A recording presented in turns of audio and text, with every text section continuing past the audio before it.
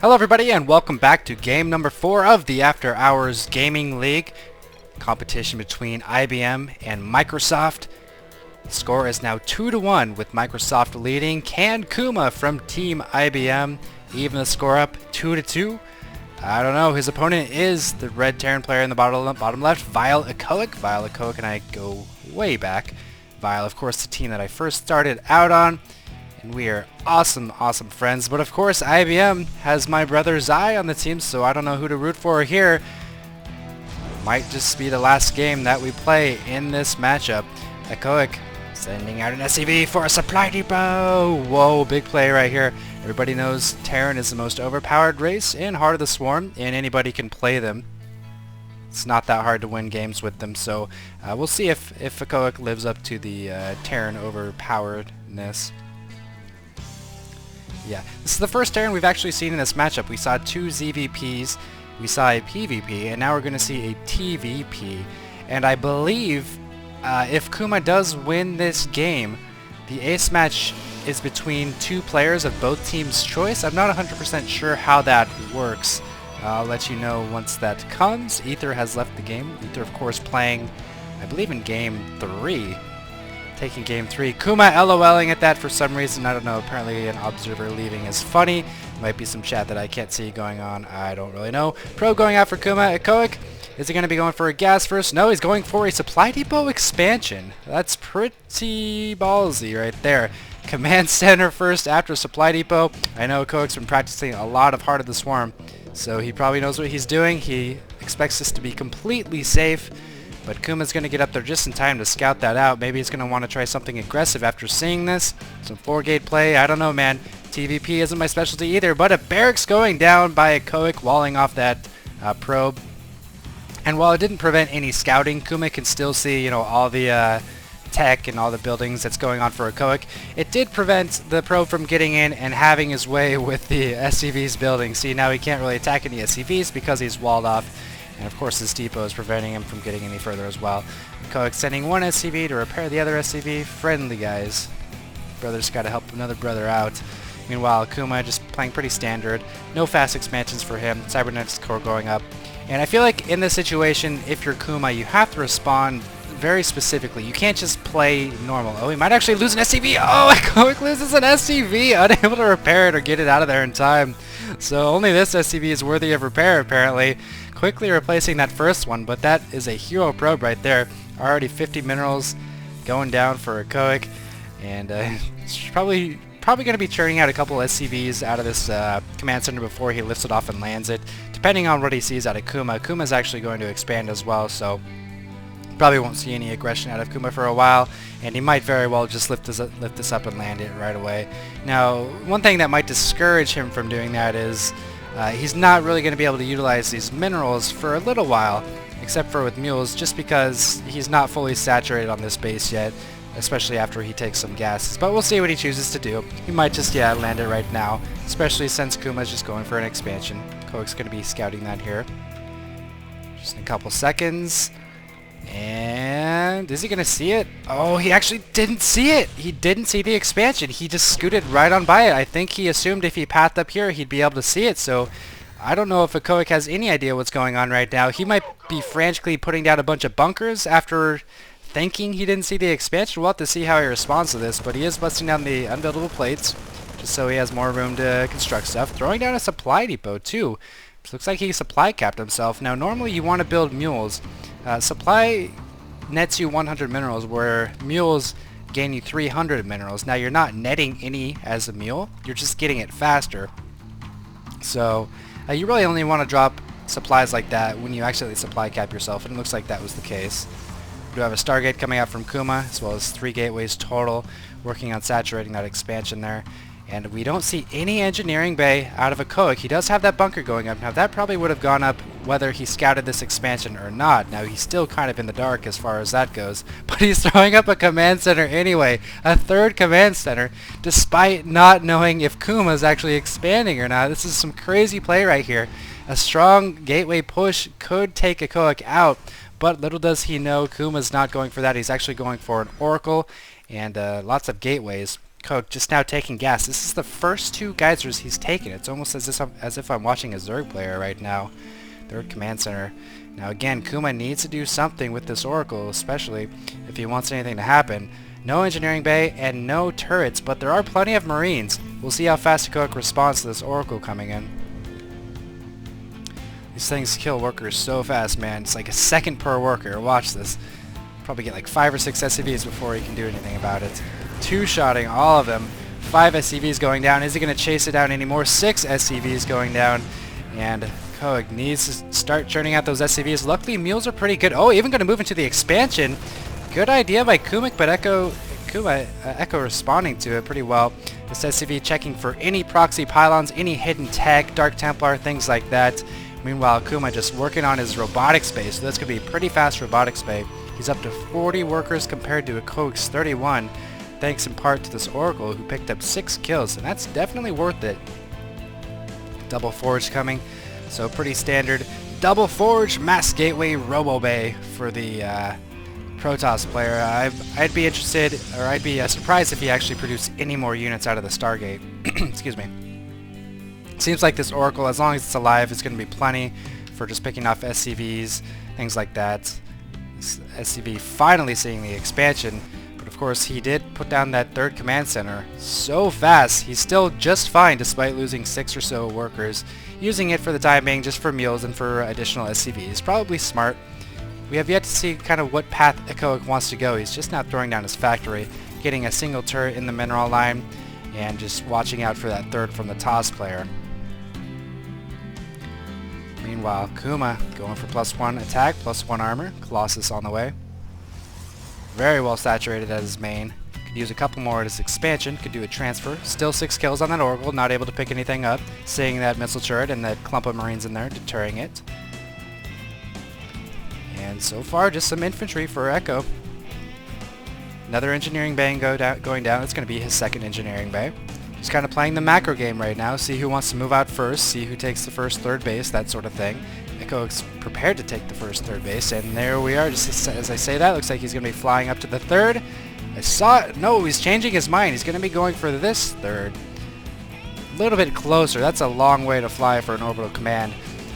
And he doesn't have control of the tower, though. If he had control of the tower, I'd feel more comfortable taking this base. I feel like he should send a couple Marines out. Send out something to get some map control. Here comes the Oracle, spotting that 3rd base. So great timing by Kuma, seeing that 3rd. Oh, did he see the mule? If he saw the mule, he might be able to snipe that with a couple seconds of that charge. Not going to. Down goes the missile turret for Echo. He is so prepared for those Oracles, and here comes the 3rd from Kuma as well. Neither player with their very big army, 30 Marines and 4 Marauders, against just a couple gateway units and a Colossus. Again, but that Colossus, if it has the thermal lances, which it will soon, could probably deal with 30 Marines just fine. Here come the SCVs. No turret in his natural. He had one in his main and his 3rd, but neglected to get one at the natural. Kuma going to be spotting this empty 3rd base, so he knows his opponent's on 3 bases still. He's still working on his own 3rd. And this is kind of a scary infantry force. If this Colossus is mismanaged, there are no other Colossi coming out. If this Colossus is mismanaged, that could be bad. Now, I'm kind of curious as to why Kuma has a robotics facility, sees all these Marines and Marauders, and yet is switching up into Templar. Maybe he's going to be going for both of them. Doesn't expect Echoic to move out because he's taking his 3rd. But he really needs more than one Colossus. This is going to be crazy. The force fields are going to have to be perfect. There's the probe getting sniped. Echo might move back after this, after being scouted. Knows that his opponent is ready for him. No, he's got 2 cannons in the front, though. That one Colossus is going to be huge. I'm going to have that selected. There's the army. Is he going to force field trap him in? Oh, no force field, no Guardian's Shield. Colossus picking up 1 kill and damaging a lot of Marines. Medevacs healing those units up. Those medevacs are pretty fresh, though. They don't have a lot of energy. A couple more helping out. Of course, they do have the afterburners, which allows them to speed up for 8 seconds to a crazy speed. Increases their speed by 70%. Echo becoming well saturated. 64 to 70 harvesters. Tense moment. Here comes the stem. Needs some force fields or guardian shields. Force field them in. Or something. Come on, Kuma. Force fields, guardian shields. Echo with nice spread of the Marines and Marauders, but that's just so many Zealots tanking. It looks like Kuma might be able to hold if this Colossus stays alive. He's stutter stepping in. 1 Dark Templar falling and picking up the units and running back, and that is a great utilization of the afterburners. I've never seen that before. picking up the infantry and using the afterburners to get away. It's a really cool way to play Bio as a Terran player, so props right there. That was really cool. What's the cooldown on that? 20-second cooldown on the afterburners, so it's only a 12-second downtime while you're using that. I feel like that's a really great way to get out of a battle without losing too much if you feel like you're outnumbered. Kuma now busting down the rocks. Actually, that's a pretty close base as well. Busting down the debris, rather. Try to free up space for a fourth base. Echo continuing to rally to the watchtower. Very close game. Supplies still favors Echo. He's using the afterburners to get under that natural, or that fourth expansion and go into the main. I don't think Kuma's going to be prepared for this. Is he going to get a feedback off? If he can feedback, none of them really have a lot of energy. And he's going to be able to drop, might be able to pick off this High Templar. Get out of there, Templar! No, the High Templar does get out, destroying that cannon. Meanwhile, a battle up here, just a couple Marauders against a bigger Zealot force. I think these infantry need to run. Meanwhile, back at the main, Mothership Core being shot down so fast. Should have saved that Mothership Core. Echo doing a great job. Probably going to use the afterburners to get away once again, and he's going to do exactly that. One medevac getting sniped. But there's just so much chaos going on, and Echo doing a great job of utilizing that new upgrade. And this is where that starport might come in handy. Maybe get a couple Phoenix just to deter drops like that. Stick a couple in the path where he can see these medevacs. And nice observer positioning by Kuma. He's going to be ready for this. Does he have blink on these stalkers? No, he does not. But this is allowing Echo to freely take a fourth base. This Oracle's going to be just hanging out and see that. Freely take a fourth base and just prevent his enemy from getting a fourth base.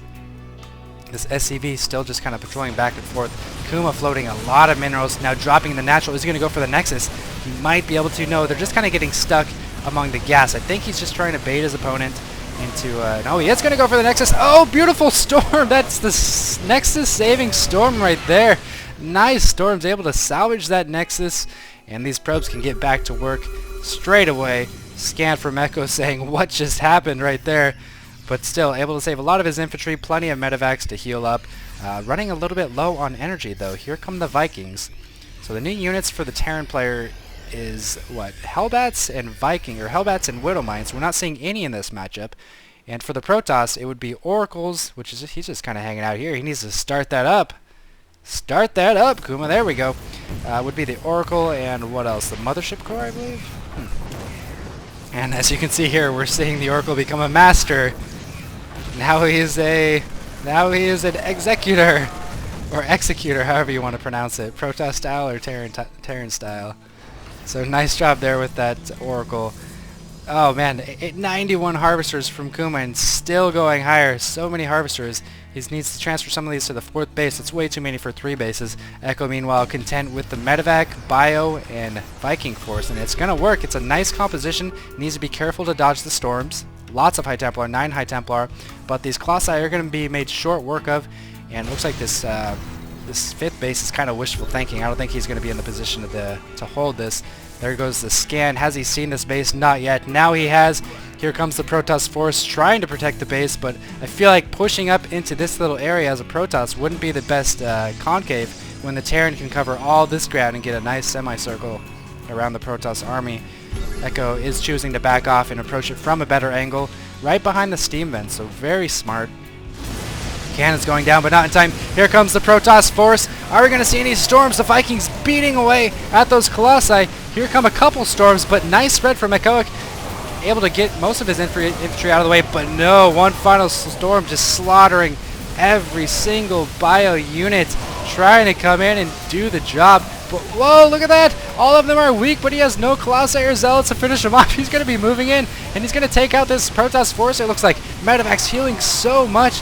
They do 3 life per 1 energy. They no longer have the upgrade that allows them to heal a lot faster. And that was a great push from Echo. I feel like that was extremely cost effective. He killed a lot of high cost units. The High Templar went down, and now he's going to be trying for a drop to deny this base. Really heads up play. This is great medevac play. This is exactly how you want to use the new afterburners. Sending in 2 medevacs to drop 7 units. Oh, this isn't how you want to use them though. Getting that he might have this base, and those cannons are going to take down every single unit right there. Meanwhile, Kuma is seeing another advance forward from a group of infantry of Echoics. No new unit creation, really. Just the same Marine Marauder Viking medevac. Ghost on the way. There we go. That's what I was looking for. As well as +2, I believe, for the Protoss army. 2-2. Oh, he's going to be 3 armor pretty soon. Still only 2 attack, though. Or is that air armor? What is that? That's ground armor, right? Replenishing the High Templar. A couple Archons might not be a bad idea to soak up that Marauder fire. Here we go. These Marauders don't stand a chance. Not the greatest storm. Good second storm. You need to lead your opponent with your storms and finally forcing him into a corner. Oh, that last storm killing so many medevacs. But the pure number of bio units from Echoic is just going to be too much, it looks like. 10 Zealots warping in. Echoic with 3-2 upgrades, almost with 3-3 upgrades. Just a little bit better macro. This Planetary Fortress holding off those Zealots. And nice production from Echoic. You can see he's spending his money much better. Supply is just skyrocketing above Kuma. And this might be game number 3 for Microsoft. This just might be it. I think I even saw an EMP on this Nexus. I saw something. Maybe it was a Purifier.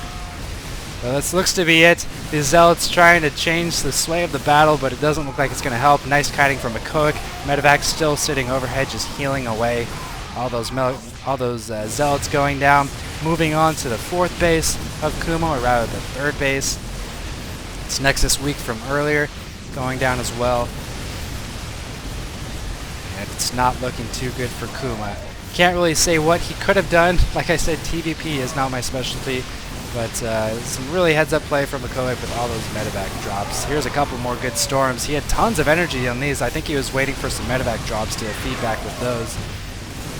More units trickling in from Echoic just non-stop. Look at that supply count, man. 193 to 86.